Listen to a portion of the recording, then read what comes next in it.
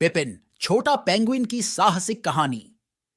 एक समय की बात है जहां बर्फ कभी नहीं पिघलती थी और आकाश गुलाबी और बैंगनी रंगों से सजा हुआ था। वहां एक छोटा पेंगुइन नामक पिपिन रहता था। पिपिन बाकी पेंगुइनों से अलग था, जबकि उसके दोस्त बर्फ पर फिसलना और ठंडी चमचमाती समुद्र में डुबकी लगाना पसंद करते थे। पिपिन हमेशा उड़ने के सपने देखा करता था। आकाश में उड़ना कैसा लगता होगा? पिपिन कहता। आकाश में ऊंचाई पर उड़ते हुए पक्षियों को देखते हुए। पेंगुइन उड़ते नहीं है पिपिन, उसका दोस्त वॉडल्स उसे कोमलता से नोचते हुए कहता। हम तैरते हैं और हम इसमें बहुत अच्छे हैं।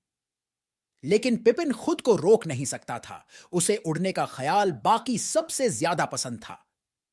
हर दिन तैराकी की कक्षा खत्म करने और बर्फ पर फिसलने के बाद वह पक्षियों को देखता और अपने आप को पंख फैलाकर आकाश में उड़ते हुए कल्पना करता। एक दिन जब पिपिन तट पर चल रहा था, उसने बर्फ में आधे दबे एक चमचमाते हुए वस्तु को देखा। वह करीब गया और अपनी छोटी पंखों से उसे खोदने लगा। यह एक चमकदार पंख था। यह सूरज की रोशनी में चमक रहा था, जैसे उसने कभी ऐसा कुछ नहीं देखा था। वाह, यह पंख तो किसी जादुई पक्षी का होगा, पिपिन ने चिल्लाते हुए कहा। शायद यह मुझे उड़ने में मदद कर सकता है। उत्साहित होकर वह उस पंख को अपने दोस्तों को दिखाने भागा। देखो, यह मेरे सपने की कुंजी है, मैं उड़ने जा रहा हूं। वॉडल्स ने पंख को हैरानी से देखा। मुझे नहीं लगता पिपिन, पंख तो उड़ने वाले पक्षियों के होते हैं, पर हम पेंगुइन हैं, हमें तैरने के लिए बने हैं। लेकिन पिपिन ने ठान लिया था। मुझे विश्वास है कि इस पंख में जादू है। मैं उस जादुई पक्षी को खोजने जा रहा हूं जिसे यह पंख बिलोंग्स करता है। शायद वह मुझे उड़ना सिखा सकते हैं। अगले दिन पिपिन अपनी साहसिक यात्रा पर निकल पड़ा। वह बर्फीले मैदानों, बर्फीली जंगलों और ऊंची पहाड़ियों को पार करते हुए चलता रहा। रास्ते में उसने कई जानवरों से मुलाकात की। एक उत्साही हिमतिल्ली, एक जिज्ञासु आर्कटिक लोमड़ी और एक समझदार बूढ़ा ध्रुवीय भालू। उनमें से हर एक ने उसे शुभकामनाएं दी, हालांकि वे सब सोचते थे कि उसका सपना थोड़ा असंभव था। लंबी यात्रा के बाद पिपिन सबसे ऊंची पर्वत की चोटी पर पहुंचा, जहां उसने आखिरकार एक भव्य चमकदार पक्षी को देखा जो एक पेड़ की शाखा पर बैठा था। वह एक बर्फीला उल्लू था जिसके पंख आकाश जितने चौड़े थे। नमस्ते, पिपिन शर्माते हुए बोला।